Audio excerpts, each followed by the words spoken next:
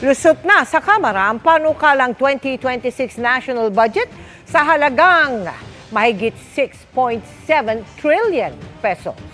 Inaprubahan ito ng may unprogrammed appropriations at tapyas sa hinihinging budget ng Office of the Vice President.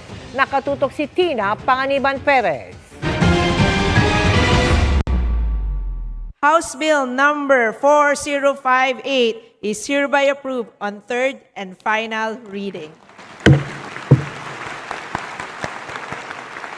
Lusot na sa Kamara ang panukalang pambansang budget para sa 2026 na nasa 6.793 trillion pesos.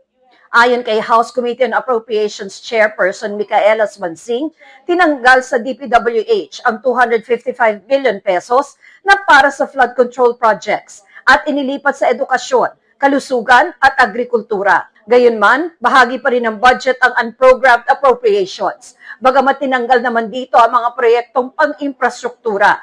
Mapopondohan lang ang unprogrammed appropriations kung may sobrang panggastos ang pamahalaan. Tanging mga social programs na nakatuon sa edukasyon, kalusugan at social pension na lamang ang pwedeng ipasok dito. Wala ng flood control projects, wala ng mga tulay, o wala ng mga kalsada na pwedeng hugutin mula sa unprogrammed appropriations para sa taong 2026.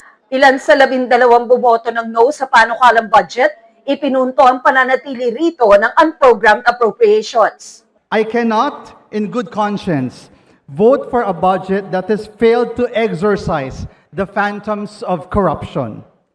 The glaring presence of the unprogrammed appropriations is an odious legacy that this Congress has yet to remove. Unprogrammed appropriations have no definite source of financing.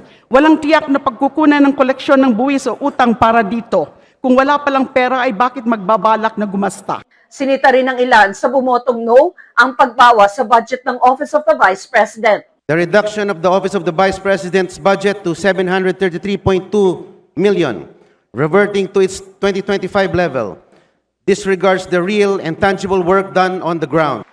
Ipinagmamalaki naman ng Kamara na ang panukalang 2026 budget ay binuo ng bukas sa publiko. Ang tunay na pagsubok ay hindi lamang nasusukat sa plenaryo, kundi sa pagpapatupad. Bantayan pa rin natin ang bawat pisong pinagpaguran ng ating mga mamamayan upang ito'y tunay ng papakinabangan ng ating bayan.